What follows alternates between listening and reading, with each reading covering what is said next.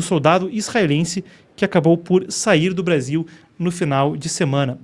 Uma apuração extremamente relevante que eu preciso trazer para vocês. Quem acompanha o canal tem acompanhado também nossa transmissão a respeito de notícias do Oriente Médio. Então eu passo com vocês pela apuração e tem algumas das questões que a gente precisa discutir a respeito do caso. O caso foi que, segundo relatos das autoridades israelenses e o que circulou também na imprensa local, é que um soldado israelense precisou fugir às pressas para a Argentina no sábado para não ser preso. Uma viagem internacional como essa, claro, poderia contar com fiscalização na alfândega. Há relatos de que o serviço estrangeiro, as relações exteriores de Israel, também colaboraram para que isso ocorresse. O soldado chamava-se Yuval Wagdani, de 21 anos, e estava de férias no Brasil. Ele é reservista das Forças de Defesa de Israel, ele atuou em Gaza em novembro e ele se tornou alvo de uma investigação da Justiça Federal do Distrito Federal, acusado de um suposto crime na faixa de Gaza, precisamente, onde Israel, claro, segue em combate com o Hamas e, claro, um conflito que também desperta ânimos ao redor do mundo. O pedido de prisão foi feito por uma fundação chamada Hind Rajab, e a gente trará mais informações a respeito dela. A gente tem uma apuração feita pelo Epoch Times a respeito da tal fundação. É uma fundação pró-islâmica, ou melhor dizendo, eles se classificam como uma organização pró-palestina, ou pelo menos contra o que eles percebem como atrocidades em Gaza.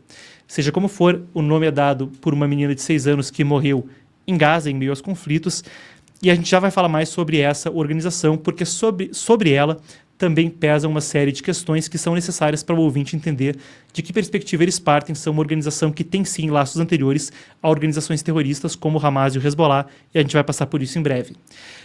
Voltando aos detalhes do caso, a investigação foi determinada pela juíza Raquel Soares Charelli em 30 de dezembro. Os despachos foram enviados à Polícia Federal nos primeiros dias de janeiro, resultando no caso desse último final de semana. Ele pegou um voo de Salvador, então, para Buenos Aires, o soldado, com apoio da Embaixada de Israel em Brasília. Em Israel, o Canal 12, um dos principais do país, o pai do garoto falou ao canal e disse que foi um amigo que viajava com o filho que recebeu a mensagem de um escritório diplomático israelense avisando sobre esse mandado de prisão. Então agora eu quero voltar com vocês, tendo a gente os detalhes do caso, o que é a tal fundação Hind Rajab. Ela também tem sido classificada, o pessoal adora siglas na imprensa estrangeira, de HRF, então talvez eu utilize por vezes essa nomenclatura. A gente tem uma apuração aqui ao meu lado de um website, melhor dizendo, eles têm um website, mas são uma organização chamada NGO Monitor, que em português significa Monitor das ONGs.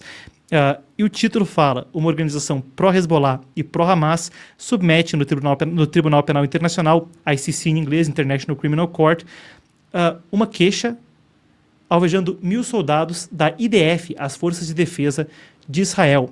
E o que acontece é que o caso que aconteceu no Brasil não foi o único. Houve esse tipo de relato em uma série de países. A gente viu eles anteriormente nos Emirados Árabes Unidos e na Holanda, ou Países Baixos, como agora se convenciona mais chamar.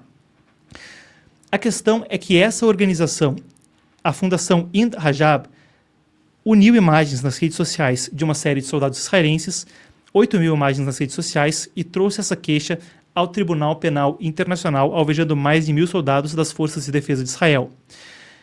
Essa organização justifica que esses soldados estariam supostamente cometendo crimes de guerra, e como o Brasil é um signatário do Estatuto do Tribunal Penal Internacional, teria então que realizar essas prisões. Entretanto, a fundamentação a respeito desses crimes de guerra não é tão clara.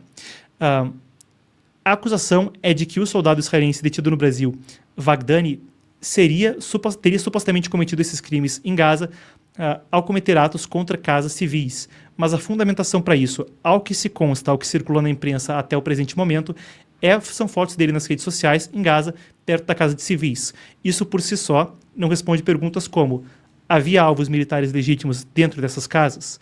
E isso não descarta, é claro, a empatia que é necessária num conflito como esse, com qualquer civil que esteja sofrendo.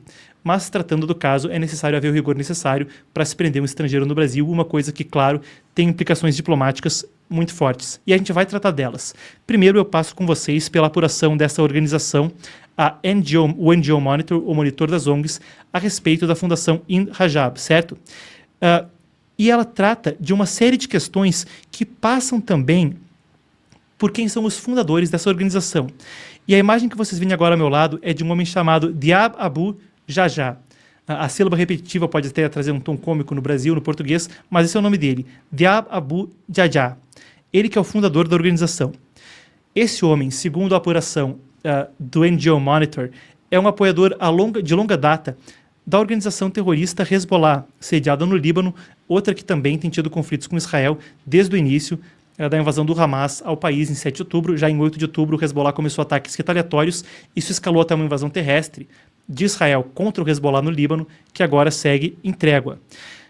Essa publicação do Diab Abu Jajah, então o fundador da fundação Ind Rajab, essa que prestou a queixa, que acabou com a situação judicial com os soldados israelenses no Brasil, ele falou o seguinte: quando eu digo que o Hezbollah nunca irá abandonar a Palestina, não importa qual seja o custo ou o preço, eu sei do que eu estou falando. Em 2009, como diretor da União Internacional de Parlamentares pela Palestina, eu organizei visitas para a liderança política do Hezbollah a diversos países europeus, incluindo o Reino Unido. Meu objetivo era facilitar o diálogo entre a resistência e os povos ocidentais e seus representantes políticos. Ele fala, então, a respeito de organizar essas visitas e articular a liderança política do Hezbollah e a liderança política da Europa.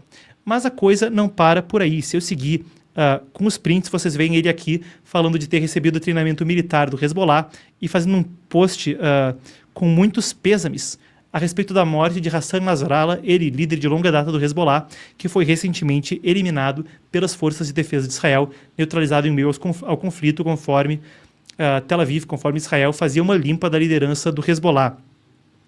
Vocês veem aí também essa outra publicação onde ele fala: você pode matar líderes da resistência, a morte é um testemunho contra você. Ele falava isso no contexto também da morte de um líder sênior do Hamas. Nesse caso, isso era com a morte de Yahya Sinwar, um dos arquitetos do atentado de 7 de outubro. A coisa segue, a apuração é extensa. Ele fala que também não consigo aturar a linguagem hebraica, o som parece que está raspando meu ouvido como um barulho dissonante. Primeiro porque não é uma linguagem real, não é hebraico, o hebraico já morreu faz muito tempo, etc. E a gente também vê outras questões, publicações anteriores dele, ligadas, dele e de outros membros, ligadas a comentários muito inadequados a respeito do Holocausto, etc. Ele também já chegou a chamar um assistente de Biden, vocês veem nessa imagem, o Amos Hochstein, um assistente judeu do presidente americano Joe Biden, como um soldado israelense se fantasiando de um enviado. A gente tem uma foto dele também segurando um fuzil Kalashnikov aqui, esse é o fundador da organização Ind Rajab, e a coisa segue por aí, tem outras também, de outros membros da organização.